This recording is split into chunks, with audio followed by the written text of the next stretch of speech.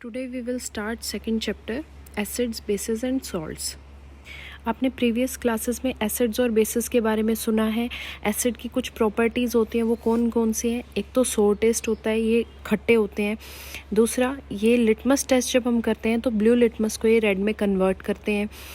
H positive ions देते हैं aqueous solution में और ये मेटल्स को कोरोड करते हैं. एग्जाम्पल्स आपको पता है, HCl हो गया हाइड्रोक्लोरिक एसिड, या सल्फ्यूरिक एसिड H2SO4 हो गया, acetic acid, oxalic acid, citric acid etcetera. फिर आते हैं बेसिस. बेसिस का टेस्ट बिटर होता है, मतलब ये कड़वे होते हैं और लिटमस टेस्ट पे ये रेड लिटमस को ब्लू में कन्वर्ट करते हैं. एक्वस सॉल्यूशन में ये OH नेगेटिव आयंस देते हैं और इनका सोपी टेस्ट होता है. एग्जांपल्स हो गए sodium hydroxide NaOH, potassium hydroxide KOH, calcium hydroxide CaOH whole twice और अमोनियम हाइड्रोक्साइड हो गया NH4OH. अब मान लो अगर फैमिली में किसी को एसिडिटी की प्रॉब्लम है, ओवर ईटिंग की वजह से एसिडिटी होगी, तो एज अ रेमेडी आप कौन सी चीज़ दोगे उन्हें? लेमन जूस, विनेगर या फिर बेकिंग सोडा. अब लेमन जूस ऑलरेडी एसिडिक है तो वो तो हम दे नहीं सकते. विनेगर भी एसिटिक एसिड होता है तो वो भी हम नहीं दे सकते. तो बेकिंग सोडा जो होगा वो बेसिक इन नेचर होगा.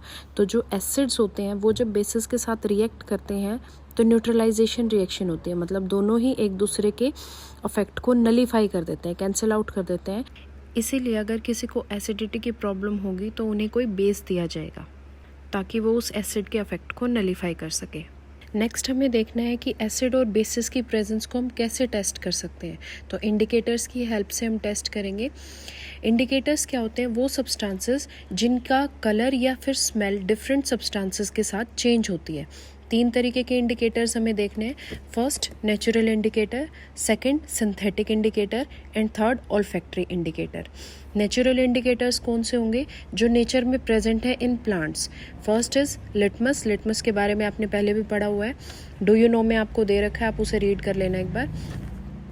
लिटमस, जब एसिड के साथ लिटमस पेपर हम एसिड में डिप करते हैं तो ब्लू लिटमस रेड में कन्वर्ट हो जाता है, और जब हम रेड लिटमस को किसी बेस में डिप करते हैं तो जो रेड लिटमस है वो ब्लू में कन्वर्ट हो जाता है. तो लिटमस पेपर का इफेक्ट कैसा आता है? एसिड्स में तो रेड और बेसिस में ब्लू. इसी तरीके से एक और नेचुरल इंडिकेटर है टर्मरिक, हल्दी.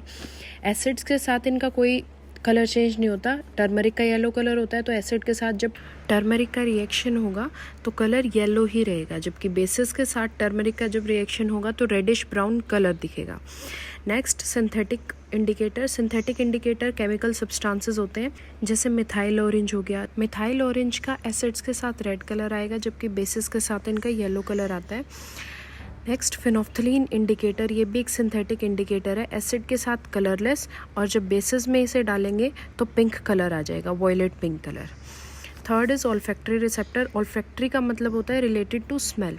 तो अगर अलग अलग सब्सटेंसेस के साथ, कुछ एसिड्स और कुछ बेसिस के साथ जब हम इस इंडिकेटर को ऐड करेंगे तो स्मेल डिफरेंट आएगी. जैसे वनीला एसेंस जब एसिड में डालते हैं तो इसकी स्मेल और एनहेंस हो जाती है, जबकि बेसिस में इसकी स्मेल बिल्कुल ख़त्म हो जाती है. क्लोव ऑयल, जो लौंग का तेल होता है, एसिड्स में इसकी स्मेल इंक्रीज़ हो जाती है, बेसिस में इसकी स्मेल डिक्रीज़ हो जाती है. नेक्स्ट सेक्शन में हमें केमिकल प्रॉपर्टीज़ देखनी है एसिड्स एंड बेसिस की. तो फर्स्ट सेक्शन जो इसमें है एसिड और बेसिस इन लेबोरेटरीज, इसे हम देख लेते हैं. इसमें एक्टिविटी 2.1 है. हमें कुछ सैंपल्स कलेक्ट करने हैं, जैसे HCl है, सल्फ्यूरिक एसिड है, नाइट्रिक एसिड है, एसिटिक एसिड है, sodium hydroxide, calcium hydroxide, potassium hydroxide, magnesium hydroxide and ammonium hydroxide. मतलब कुछ एसिड्स लिए हैं और कुछ बेसिस लिए हैं. इन सॉल्यूशंस की एक एक ड्रॉप हम वॉच ग्लास पे डाल के देखेंगे और इंडिकेटर्स से टेस्ट करेंगे. कौन सा कलर हम ऑब्जर्व करते हैं? जब रेड लिटमस पेपर डिप करके देखा, जब ब्लू लिटमस पेपर डिप करके देखा, जब फिनोफ्थलीन के साथ टेस्ट किया, या मिथाइल ऑरेंज के साथ. और जो भी ऑब्जर्वेशंस आएंगी हम वो 2.1 टेबल में नोट डाउन कर लेंगे. मैंने आपको भी बताया भी है कि ये जो इंडिकेटर्स हैं इनका कैसे कलर चेंज होता है. तो इन सब्सटेंसेस के साथ जो भी कलर चेंज आएगा उससे हमें पता चल जाएगा कि जो सब्सटेंस हम ले रहे हैं वो एसिडिक है या बेसिक है.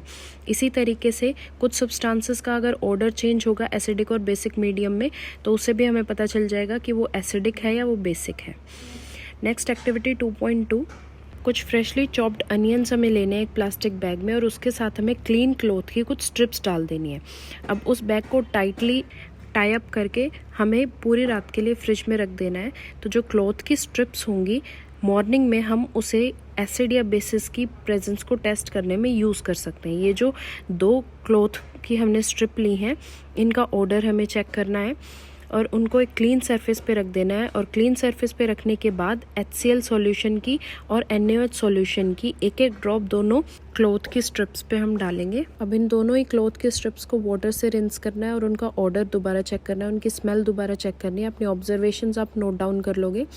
इसके बाद इस एक्टिविटी को डाइल्यूटेड वेनिला एसेंस के साथ और क्लोव ऑयल के साथ आप चेक करोगे। कुछ डाइल्यूट HCl का सॉल्यूशन आपको एक टेस्ट ट्यूब में लेना है और दूसरी टेस्ट ट्यूब में NaOH का सॉल्यूशन लेना है।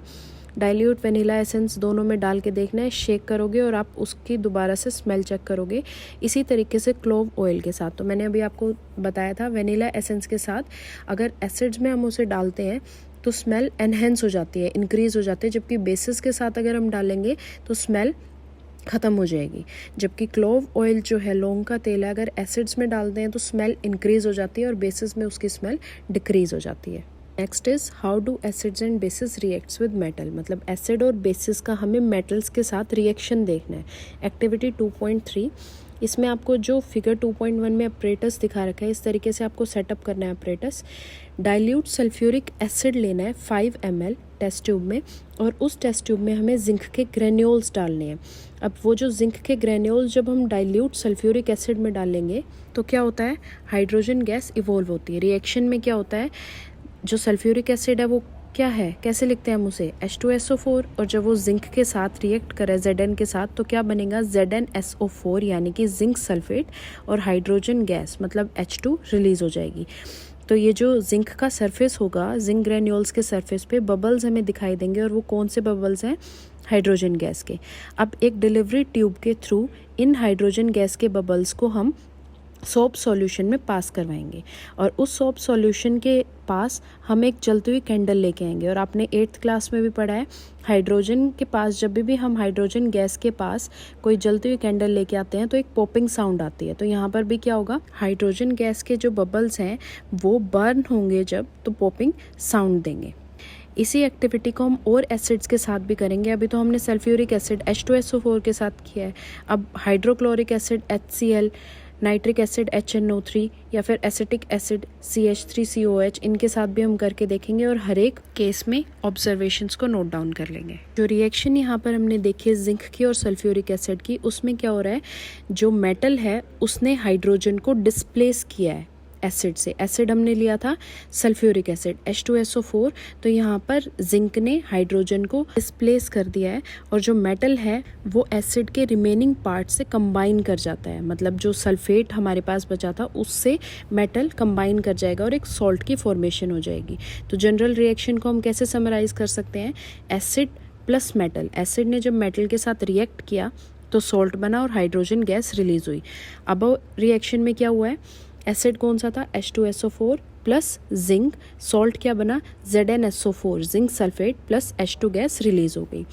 नेक्स्ट एक्टिविटी 2.4 में हमें जिंक के ग्रेन्यूल्स लेने हैं टेस्ट ट्यूब में, उसमें हम सोडियम हाइड्रोक्साइड का सॉल्यूशन डालेंगे। मतलब अभी हमने देखा है एसिड्स के साथ रिएक्शन, अब हम देखेंगे बेसिस के साथ रिएक्शन, क्योंकि सोडियम हाइड्रोक्साइड एक बेस है। तो जिंक में हम सोडियम हाइड्रोक्साइड सॉल्यूशन डालेंगे और इस कंटेंट को हम वार्म करेंगे। जो स्टेप्स हमने एक्टिविटी 2.3 में किए थे वही स्टेप्स अब हम रिपीट करेंगे और हमारे पास जो रिएक्शन होगा उसे हम कैसे लिख सकते हैं, जब बेस में NaOH में हमने जिंक डाला था तो एक सॉल्ट बना है सोडियम जिंकेट Na2ZnO2 और हाइड्रोजन गैस रिलीज हुई है। तो हमने ये देखा कि इस रिएक्शन में भी क्या हो रहा है, बेसिस के साथ भी हाइड्रोजन गैस रिलीज हो रही है, लेकिन ये रिएक्शन हर एक मेटल के साथ पॉसिबल नहीं है, कुछ ही मेटल्स के साथ ये रिएक्शन हो सकती है। Thank you.